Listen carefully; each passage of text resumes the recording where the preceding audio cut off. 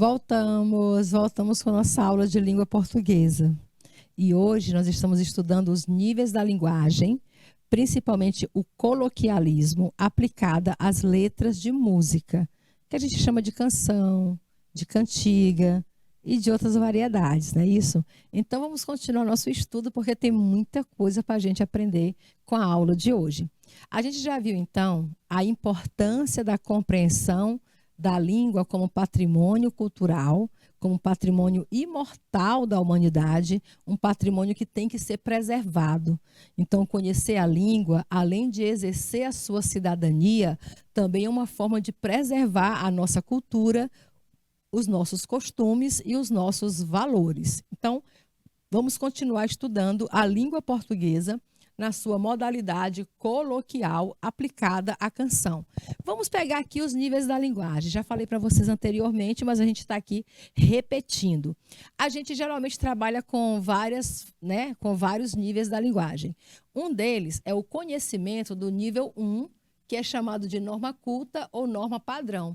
Quando você vai fazer a redação do Enem, está lá a exigência. Escreva seu texto em norma padrão. Professora, o que é norma padrão, professora? É exatamente isso daqui que a gente vai ver agora. Olha só, a norma padrão, ela se estrutura pelo conjunto de regras, anota isso, olha, língua padrão é um conjunto de regras que são responsáveis pelo funcionamento dos elementos linguísticos. Então, para você saber aplicar bem os elementos linguísticos, como as classes de palavras, como a concordância verbal, a concordância nominal, o uso de crase, o uso de pontuação, a acentuação, tudo isso aí está dentro do nosso conjunto de regras. Eu tenho que estudar a língua portuguesa para poder saber por que eu estou acentuando a palavra níveis. Por que a palavra níveis tem acento? Aí você não vai saber explicar pela regra, não é isso? Mas e se você fosse escrever a palavra níveis, você colocaria acento? E se você não colocar, o que acontece? Acontece que a palavra vira outra coisa, né? Em vez de níveis, fica níveis. Níveis não existe, a palavra níveis não tem na língua portuguesa. Então, para que haja a palavra na língua portuguesa, para que você não crie um neologismo, uma palavra nova, você tem que acentuar. Níveis é diferente de níveis, tá bom?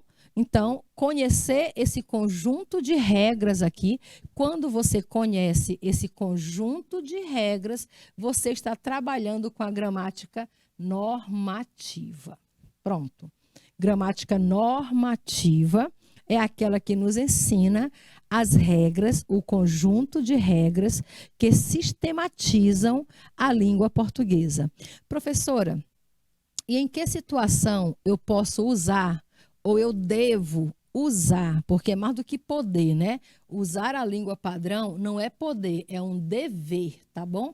Então, não tem nada de direitos, deveres e obrigações. Aqui é um dever. Você deve usar a língua formal, né? Ou linguagem culta, ou linguagem padrão da língua portuguesa em várias situações. Vejam só, se você está escrevendo texto jornalístico, se você escreve artigos científicos, artigos didáticos, artigos instrutivos, imagina só, você criando um artigo instrutivo. O que é um artigo instrutivo, professora?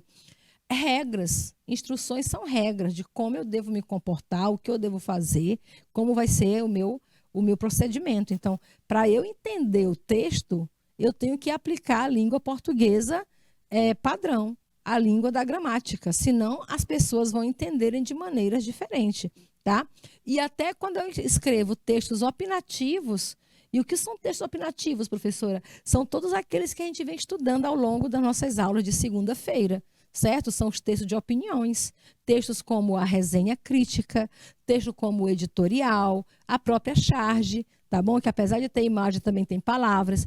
Nesse tipo de texto aqui, eu devo dar prioridade à linguagem formal, à linguagem padrão da língua portuguesa. E tem mais. Se for texto de legislação, imagina a Constituição brasileira escrevendo ação com 2 S's. Perderia até a sua compostura, né? Então, em comunicações oficiais, você vai fazer um e-mail para a empresa para justificar sua ausência. Aí você já começa dizendo, quero dizer à empresa que eu me ausentei. Aí tu mete um ausentei com Z. Perde a legitimidade, tá bom? Eu mesma, se eu receber um texto cheio de erro de português, eu já duvido da veracidade daquele texto. Linguagem jurídica. Você é um advogado, você é um procurador, um promotor, você é um juiz. Você tem que saber a linguagem padrão, tá bom? Se você vai escrever uma apelação, um texto, contando sua história para o juiz, para o júri, para o advogado, em alguma situação, tem que escrever a linguagem padrão. Agora, tu imagina um médico, você vai lá para o consultório médico e o médico está medicando, consultando você usando gírias, certo? Usando expressões regionais. Olha, você está com uma dor aqui em vez de falar fossa ilíaca, né? Ele vai dizer, olha, você está com um problema aqui no seu... Como é que ele chama essa região da fossa ilíaca? Ah, você está com uma dor de viado. Olha só o nome, dor de viado. Na verdade, é uma dor na fossa ilíaca. Linguagem política. Bem que os políticos atuais usam uma linguagem até mesmo vulgar, tá bom? Usam linguagem até mesmo vulgar em situações que não deveriam. Mas se você estiver no parlamento, se você estiver discursando como um político, o ideal é que você conheça a língua padrão. Se você vai a uma entrevista de emprego, você vai tentar uma vaga de emprego e você já chega lá dizendo boa noite, nós estamos juntos, né? Nós estamos juntos. Você já começa a perder a credibilidade enquanto um excelente funcionário diante da banca que vai examinar você. Anúncios públicos, você vai pegar um cartaz e colocar na porta de casa, vende-se esta casa. E você larga um vende-se com 2 S's, né? Coloca vendesse, vendesse, vendesse essa casa. Coloca logo os 2 S juntos. Vendesse, gente, vai dar a ideia de que a casa já foi até vendida. Vendesse essa casa, né? Ou seja, o vendesse é uma suposição, é uma hipótese. Se eu vendesse, caso eu vendesse, a pessoa vai até entender que você, na verdade, não quer vender a casa. Vendesse essa casa. Vendesse, ora. Se é vendesse, então, o verbo está no subjuntivo. Se está no subjuntivo, é hipótese, é dúvida, é probabilidade. Não é uma certeza. Você não está vendendo a casa, você está pensando em vender a casa. Então, até o conteúdo, até a interpretação vai ser diferente, vai prejudicar o sentido que você quis dar ao texto. Eu me lembro uma vez, eu era estudante de ensino médio, estava dentro do ônibus do meu bairro, né, indo à minha escola, e eu passei em frente a uma casa dentro de um bairro, que o meu ônibus, ele circula em vários bairros, né, ele sai lá do meu bairro e circula por dentro de outros pegando passageiro. Então, eu vi uma plaquinha na porta de uma casa que dizia assim, ó, leciona-se português e vende-se calvão. Olha só, leciona-se português e vende-se calvão. Como é que eu vou confiar no português que é ensinado numa casa que escreveu calvão e não a palavra carvão? Eu era ainda aluna, isso aqui não esqueço nunca, gente, eu fui até transferida de escola por causa desse episódio. A professora de geografia escreveu no quadro a palavra fauna, e colocou o acento no U. Aí ficou fauna.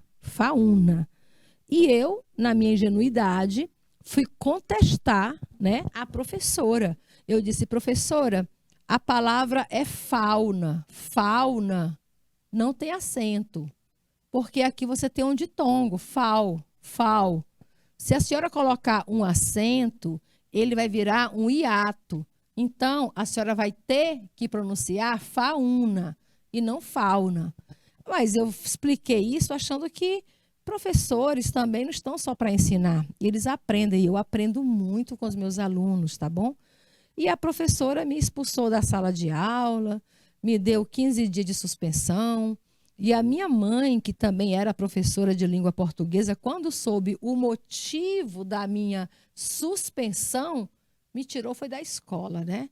Ah, não vou deixar minha filha nessa escola em que a professora sequer sabe reconhecer o seu erro. Custava ela dizer, opa, gente, coloquei esse acento sem querer, com licença, vou pegar aqui o apagador. Obrigada aí, o Dalene, realmente não tem acento na palavra fauna, né? Ao invés disso, o que a professora fez? Expulsou a aluna da sala de aula e ainda pediu a suspensão dela por 15 dias, porque ela sabia português e a professora de geografia não sabia. Então, isso acontece bastante, tá? Se você estiver trabalhando com anúncios públicos, você tem que saber usar a língua portuguesa. Se você vai fazer palestras, ora, que hoje mesmo nós estamos vivendo uma época de muitas palestras. Aqui mesmo em Teresina, nós temos agendado, estava assistindo televisão outro dia, e apareceu a programação cultural lá do novo espaço, né, que foi reinaugurado, que é o centro, como é que a gente chama lá? Não vai vir a palavra agora, mas ele foi arrendado e está recebendo vários eventos. E dentre os eventos, muitos deles são palestras. Aí você imagina o palestrante chegando e falando uma variedade linguística que não é aquela esperada para a situação comunicativa. Já aconteceu comigo. Eu me inscrevi num curso de extensão, que a gente chama, hoje é chamado, antes era chamado de curso de extensão, hoje a gente chama de especialização, né? Então, eu me inscrevi no curso de especialização numa universidade pública, tá bom? E o curso era de língua portuguesa, claro, né? Eu me inscrevi numa especialização de língua portuguesa. E o primeiro professor que entrou na sala de aula, não sabia empregar um pronome. Ele já chegou falando, me chama, me quer, me faça, não é isso? E a outra hora ele dizia, vou lhe procurar. Ele dizia para a aluna, olha, se você sair daqui, eu vou lhe procurar, né? Tu sai, mas eu lhe procuro. Aí eu fiquei olhando, digo, sabe de uma coisa? Se eu permanecer nessa aula, eu vou desconstruir o que eu aprendi. E eu abandonei o curso por causa da primeira aula. Então, é muito importante você conhecer, dominar e saber empregar a língua padrão quando ela é necessária. Imagina a professora de português dando aula para vocês aqui e escrevendo envelheci com C cedilha, você com C cedilha. É duvidoso, né? Eu tenho uns colegas, meus professores, que mandam um você para mim aí no WhatsApp, né? Botam um você aí com C cedilha, tá bom? Aí eu já começo a duvidar. Nossa Senhora, se ele faz aqui com C cedilha, imagina em outros lugares. Discurso, gente. Discurso pode ser palestras, debates, né? Que você participa. Também exige que você saiba dominar aí a língua portuguesa. Aqui eu tenho só um trecho, digamos, foi uma pichação, picharam no muro de algum lugar aí. Envelheci 10 anos ou mais neste último mês. Olha só que português perfeito. Um português escrito, pinchado no muro de algum lugar, que é um trecho de uma música, né? É um trecho de uma música. Envelheci. Se fosse outra pessoa, colocava um C cedilha bem aqui. Tem gente que acha que C cedilha, para falar o som de C, né? Para você usar o som de C, envelheci, vai ter uma cedilha. Só esquece da regra. Você só usa cedilha se depois do C tiver a letra A, O, U. Açaí, aço, açu, açude, né? Então, a gente só usa cedilha depois de vogais A, E, U. É a regra da língua portuguesa. E tem gente que larga um você, escreve um você e mete uma cedilha. Olha, só posso usar um C cedilha se depois dele tiver a vogal A, O, U. Então, eu posso dizer açaí com C cedilha. Eu posso falar essa faca é de aço com C cedilha. E posso dizer vou tomar banho naquele açude Com C cedilha, porque depois do C cedilha veio o A, o O e o U. O que eu não posso é usar o cedilha com a vogal E, não uso com a vogal E e nem uso com a vogal I. As duas únicas vogais que você não usa de forma nenhuma, nunca na sua vida, uma cedilha, é se vier depois da cedilha o E ou o I. Pronto, essa é a regra. Envelheci 10 anos ou mais neste. Olha o emprego correto do pronome, não é isso? Algumas pessoas nem sabem empregar quando é o neste, quando é nesse. Eu digo neste, quando eu estou falando de algo presente, próximo, alguma coisa que está próximo de mim. Então, neste último mês, se é o último, ainda está perto de mim, está próximo. Agora, se está bem adiante, bem atrás, faz tempo, eu uso nesse, né? Nesses últimos anos, quando eu falo nesses últimos anos, eu me refiro a muitos anos atrás. Então, neste, ó, o T já disse, tem T, é presente, é alguma coisa que está próximo. Se eu digo nesse, com 2 S's, olha aí o 2 S's, é passado, é alguma coisa que está bem distante de você, está de certa forma distante de você. Se eu digo essa pessoa não me interessa, é porque a pessoa não está nem sequer presente ao local onde eu estou, tá bom? Se eu digo, olha, essa pessoa não me interessa, essa de quem eu estou falando, ela nem está presente. Mas se ela estiver presente, se ela estiver no mesmo lugar que eu estou, eu vou dizer, esta pessoa não me interessa. Esta quem? Esta que está presente. Entenderam? Então, tá aí a língua portuguesa aplicadíssima.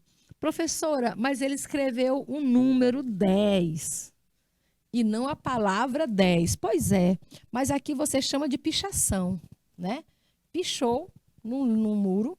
Então, aqui deveria ser o número 10 e não o numeral. Deveria usar o numeral e não o número, tá bom?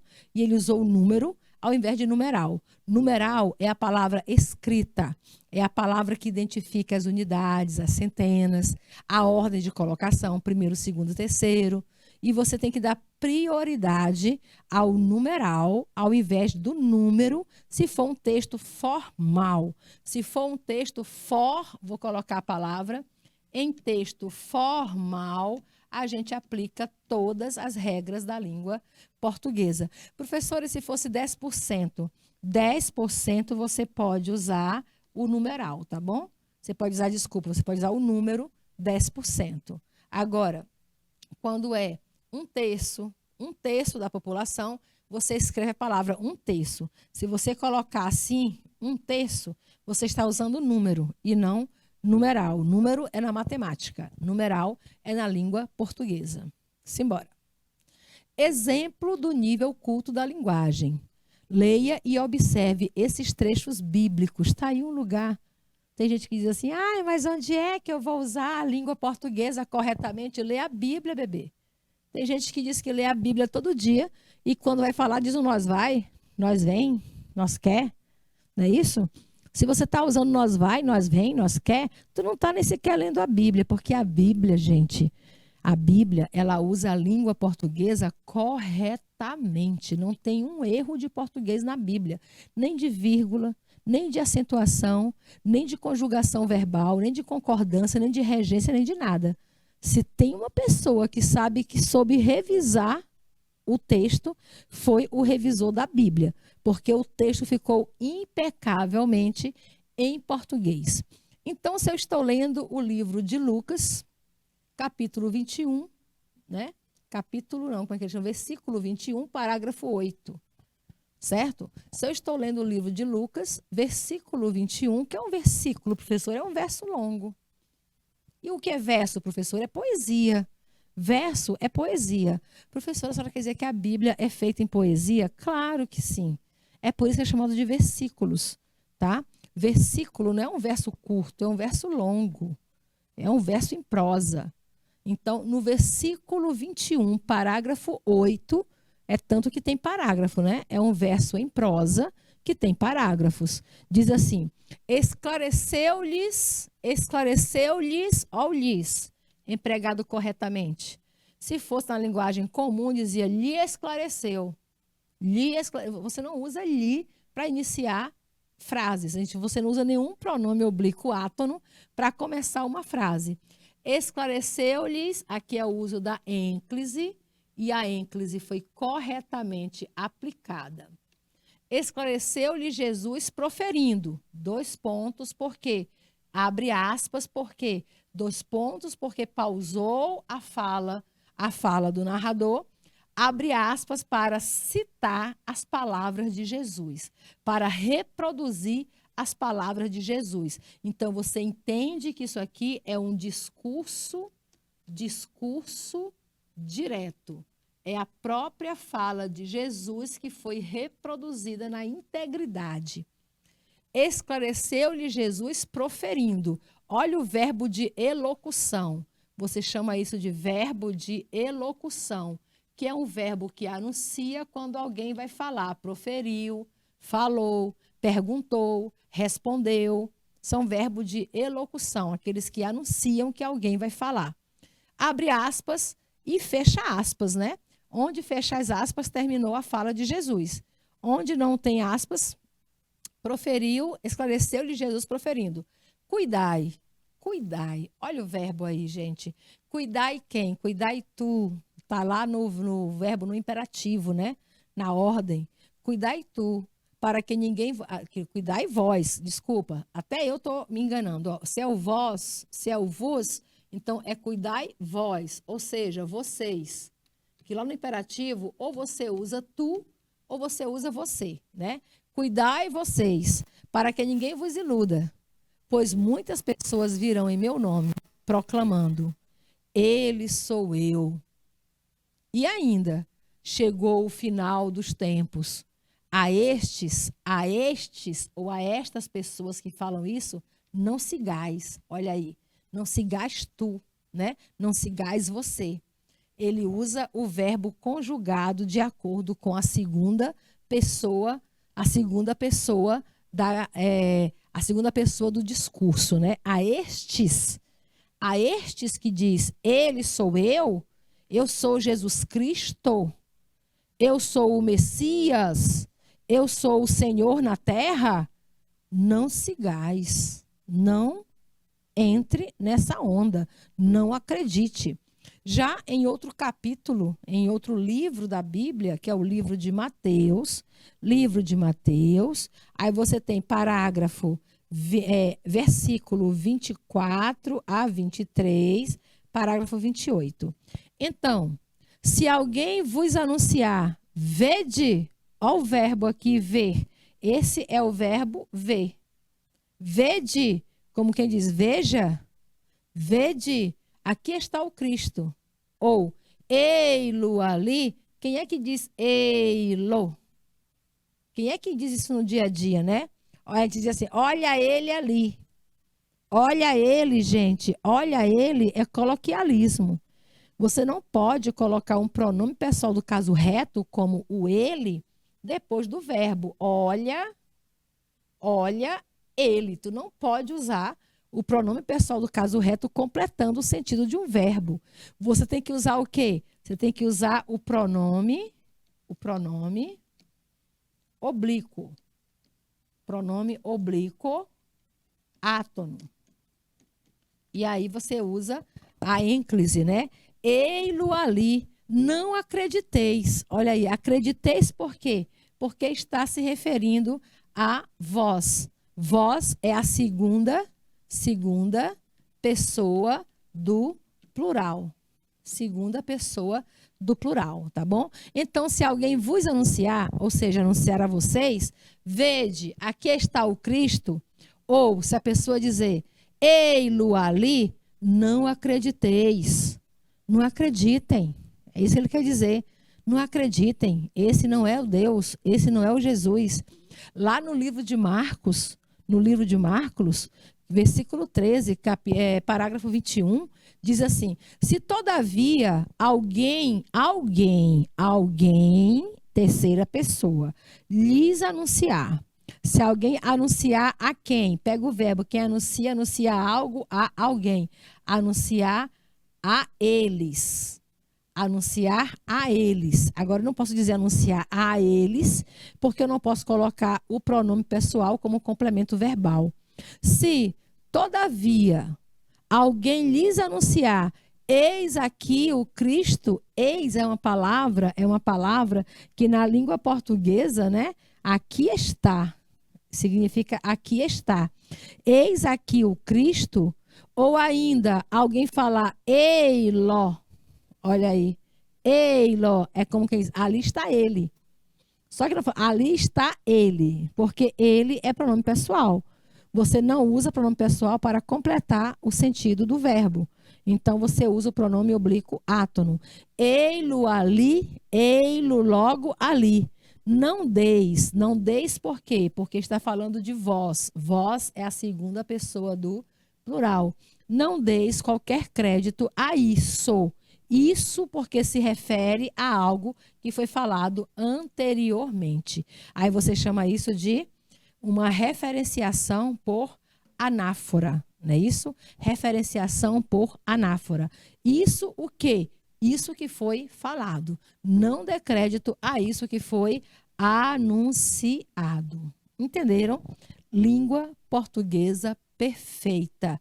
Língua portuguesa padrão. Isso você chama de língua portuguesa padrão. Não tem erro gramatical na Bíblia. Continua. Exercício para a gente ver o que a gente já exercitar, né? O que a gente já estudou até aqui. Os trechos destacados abaixo estão no nível culto da linguagem. Já diz, o enunciado já diz. Os trechos estão no nível culto da linguagem. Como ficariam esses trechos se você colocasse no nível informal, que também é chamado de coloquial? Certo? Cuidai para que ninguém vos iluda. Se você pegasse o cuidai para que ninguém vos iluda, e esse aqui é linguagem culta, né? Linguagem padrão. Se eu for transformar essa linguagem, se eu for pegar essa linguagem e transformar num nível coloquial, aquela do dia a dia, como é que vai ficar? Fica a letra A. Cuidado para que ninguém te iluda. Ou é cuide para que vocês não sejam iludidos? Ou é cuidado para que ninguém iluda vocês? Qual é a forma mais coloquial de cuidai para que ninguém vos iluda? Primeiro, entenda que vós quer dizer segunda pessoa do plural. Segunda pessoa do plural. Se eu digo cuidado para que ninguém te iluda, eu estou trazendo a fala para a primeira pessoa do plural. O ti corresponde ao tu, não é isso? O vos corresponde a vós. Cuide para que vocês, vós, a gente troca no coloquialismo para vocês. Ninguém mais fala vós. Vós ireis à festa. A gente diz, vocês vão à festa? Isso é coloquialismo, né? Você trocar o pronome oblíquo átono por um pronome de tratamento. Cuide para que vocês não sejam iludidos. Ou ficaria, cuidado, para que ninguém iluda vocês. Eita, esse daqui tá de matar. Para que ninguém iluda vocês, né? Então, qual é a forma mais coloquial? Eu acho que todas são coloquial. Agora, a pior foi a letra C. Cuidado para que ninguém iluda vocês. Para que ninguém vos iluda, não é isso? E não iluda vocês, porque vocês é pronome de tratamento. E vos é um pronome pessoal. Então, a gente costuma trocar na linguagem coloquial o pronome pessoal pelo pronome de tratamento. Querido, se você faz isso lá em Portugal, você vai ser execrado. Lá em Portugal, você só pode chamar alguém de você se for uma pessoa da tua intimidade, tá bom? Se você chegar para um garçom, para um feirante, para uma pessoa na rua, ei, você tem horas? Ele vai se sentir ofendido, porque ele não tem intimidade, ele não te conhece. Então, por que que você está tratando ele por você? Você é um tratamento que é dado às pessoas com quem você tem intimidade. E lá em Portugal, essa regra é assim uma regra básica. Você vai a Portugal, não chame o coleguinha de você. Você pode até chamar as mulheres de rapariga, que não tem nenhum problema. Mulher solteira em Portugal é rapariga e acabou-se. É tudo certo, tá tudo certo. Tu não pode chamar a rapariga de você, porque você não tem intimidade com ela, a não ser que você tenha, tá bom? Então, essa regra de pronome de tratamento na língua portuguesa europeia é levada muito a sério. Aqui no Brasil é que a gente chama você, vós-me-cê, vê-cê, cê vai à festa, cê viu isso e tá tudo bem, né? Então, vamos aqui à terceira frase, a segunda frase que diz: ei-lo ali, não acrediteis? Se eu pegar a expressão ei-lo ali, não acrediteis, e transformar isso para uma linguagem bem coloquial, como é que essa linguagem fica? Fica assim: ele está ali, vocês não acreditam? Essa está perfeita. Perfeita. É como a gente costuma dizer, né? Ele ainda está bonita, porque a pessoa, o português coloquial, ainda elimina o S e fica só o tá. Ele está ali. Ele está ali. Vocês não acreditam? Ainda ficaria assim. Ele está aqui não, né? Aqui não, gente, porque ali não é aqui, ali é distante, aqui é perto. Lá está ele. Não creias. Lá está ele, está bem coloquial. Agora, não creias. Creias quem? Creias tu? Não creias tu. A gente quase não usa o creias. Não creias tu, não creia. Fala não creia, né? Não creia. Então, qual dessas opções está mais coloquial possível para a forma padrão? Você lá marca a letra A. Está bem coloquial. Ele está ali.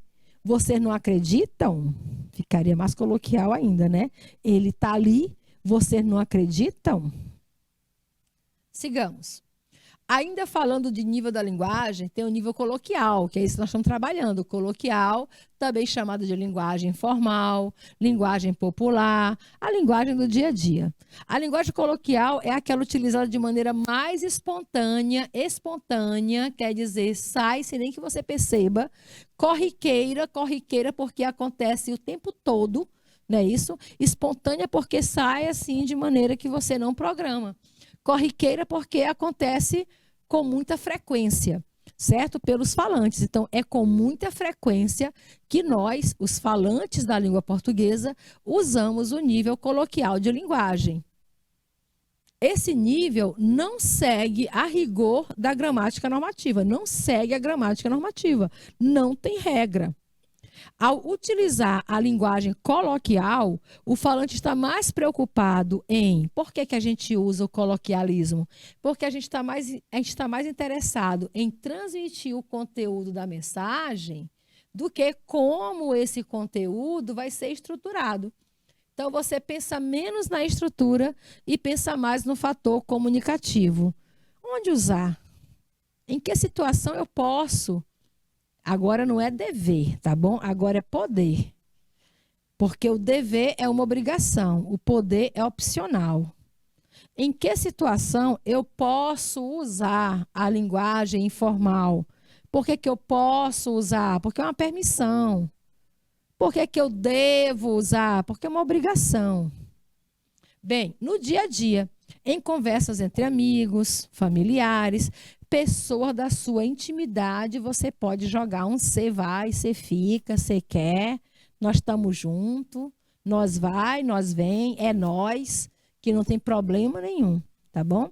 Se você estiver conversando por aplicativo de comunicação, você está lá no WhatsApp, você está no bate-papo da internet, também aqui no chat do YouTube, você está escrevendo memes, bilhetes ou carta pessoal, usa e vou colocar aqui poemas, poema, letra de música, etc. Pode usar a linguagem coloquial que não tem erro, não tem problema. E principalmente na oralidade, tá bom?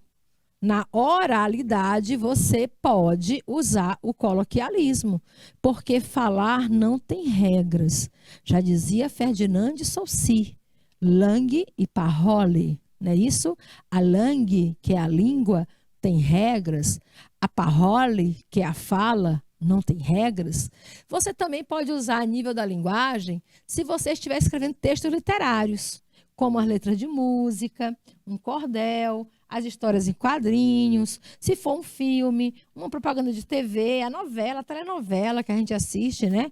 Isso aí tudo que é obra de arte, gente, passou a ser obra de arte, você pode usar a linguagem coloquial porque se torna estilo, tá bom? Não é erro, é estilo. Olha o que faz a Isa. Olha o que a cantora Isa, aquela cantora bonitona da televisão, né, que a gente vê na propaganda aí dos cartões de crédito. Olha a letra de música da Isa. Ela diz: eu tô na brisa e nada me abala, que delícia. E hoje eu tô de boa, tô na brisa e nada me abala, que delícia. E assim eu canto. Olha só. Primeiro, ela diz eu tô, quando deveria dizer eu estou. Na brisa. Na brisa é uma gíria, não é isso? Estar na brisa quer dizer estar de boa. Ó, na brisa quer dizer estar bem, estar de boa, estar alegre, estar feliz. É isso. Eu estou na brisa, eu estou de boa, eu estou alegre, eu estou feliz. Por isso que nada me abala, e nada me abala. Que delícia. Ela poderia colocar aqui uma exclamação, né? Que delícia. E hoje eu tô, de novo, olha aí, e hoje eu tô de boa. O que é tá de boa? Tá de boa de novo quer dizer estar alegre, feliz, contente, animada, para cima, tá bom? Eu tô na brisa, ela responde, eu tô na brisa, eu tô de boa, né? E nada me abala, que delícia. E assim eu canto. Então, vejam só, a letra de música não nos obriga a usar a linguagem formal. A canção, a cantiga, ela trabalha com a linguagem coloquial ou não. Se você pegar o hino nacional, que é uma canção, eles usam a linguagem padrão. Linguagem padrão no hino nacional. Ouviram do Ipiranga as margens plácidas de um povo heróico, brado, retumbante. Tem gente que não sabe nem o que é brado, nem o que é retumbante, e nem mais outras palavras que são colocadas ali, porque o nível da linguagem do hino nacional é um nível culto.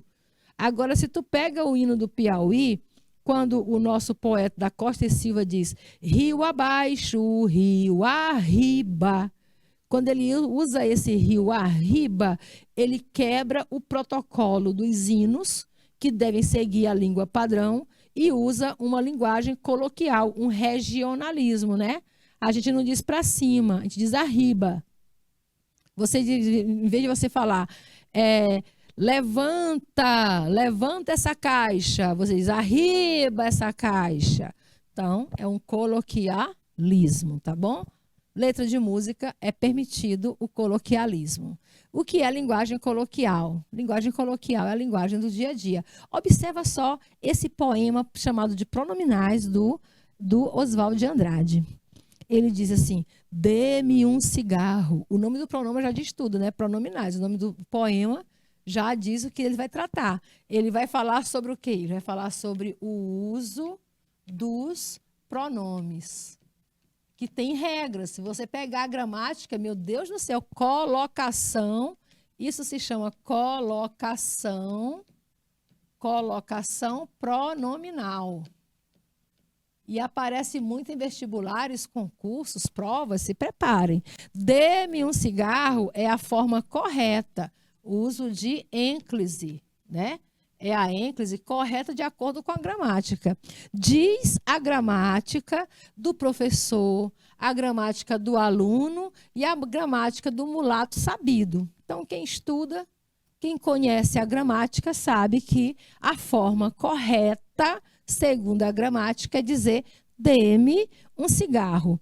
Mas, Porém, todavia, o bom negro, o bom branco da nação brasileira, ou seja, o bom brasileiro, se tu não está vindo de Portugal, se tu nasceu e cresceu no Brasil, tu não vai usar um deme, um cigarro.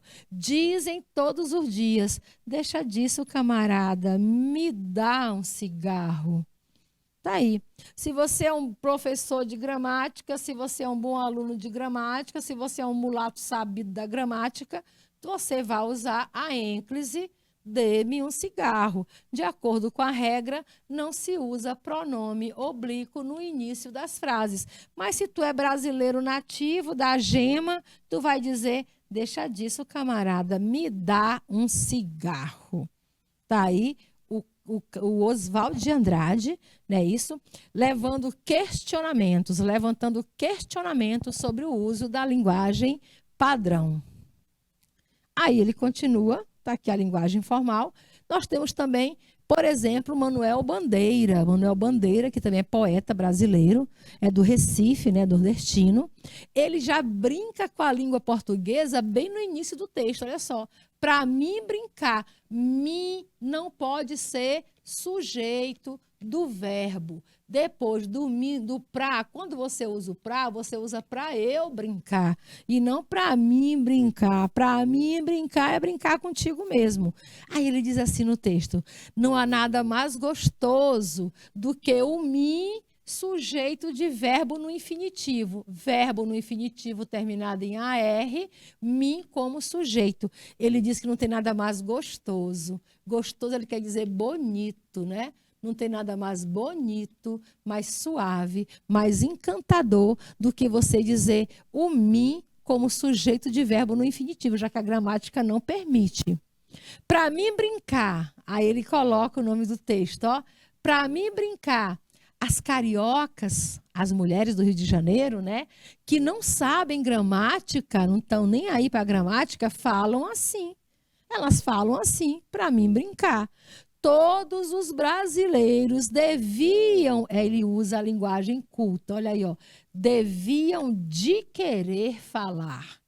E não deviam querer falar. Deviam de querer falar como as cariocas que não sabem gramática.